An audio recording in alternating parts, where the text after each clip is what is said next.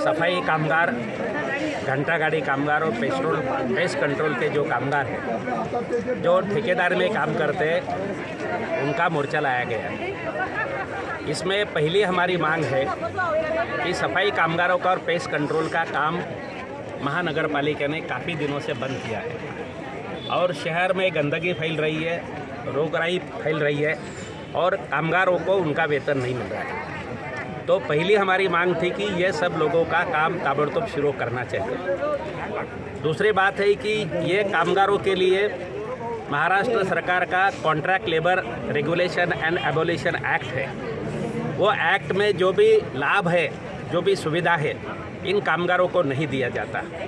जो किमान वेतन है, वो किमान वेतन 16-17 हज़ार रुपये हर महीने को देना चाहिए। यहाँ पे कामगारों को किमान वेतन नहीं दिया जाता। बोनस कम से कम एक पगार देना चाहिए। वो किसी ने 2,000 रुपये दिया, किसी ने 1,000 रुपये ऐसा बोनस दिया है, तो उसका भी अमल नहीं किया जा रहा है। कानून से छुट्टी देना चाहिए, कानून से प्रोविडेंट फंड और ESIC लागू करना चाहिए, वो भी यहाँ पे लागू नहीं है। ये कामगारों को यूनिफॉर्म देना चाहिए, जो उनकी सुरक्षा के जो साधन है, शूज़ है, गमबूट है, ग्लोव्स है, वो सब देना चाहिए, वो भी उनको नहीं दिया जाता है। तो कुल मिलाकर मालेगांव महानगर पालिका का कंत्राटी कामगार जो 600-700 की संख्या में काम करते हैं, ये शहर के साफ़ सफाई करते हैं और शहर के जनता की सेवा करते हैं, उनको कानूनी हक नहीं दिया जाता है और उनका शोषण चल रहा है। और इसके पीछे ठेकेदार है और इसकी पूरी जिम्मेदारी कानून से, अपने देश में जो कानून है वो कानून से महापालिका के जो वरिष्ठ अधिकारी उनके ऊपर रहती है। ये सब कानून का अमल करने की जिम्मेदारी कमिश्नर के ऊपर होती है।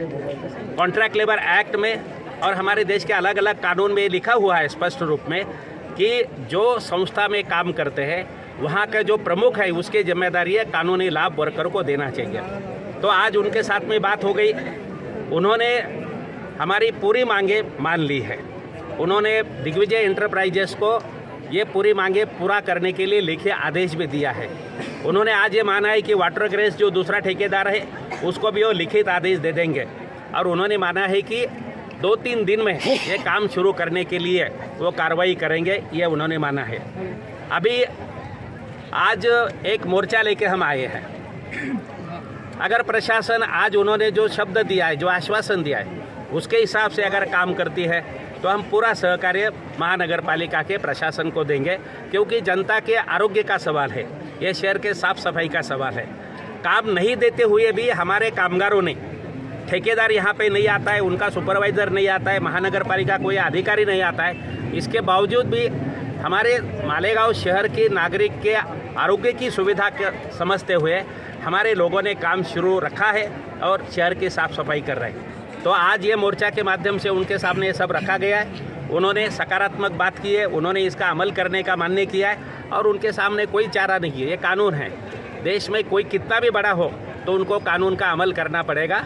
और मुझे आशा है कि आने वाले दिनों में ये मालेगांव महानगर पालिका के 700 लोगों को पूरा न्याय देके ही CI2 संगठन रुकेगी, जब तक आंदोलन चालू रहेगा।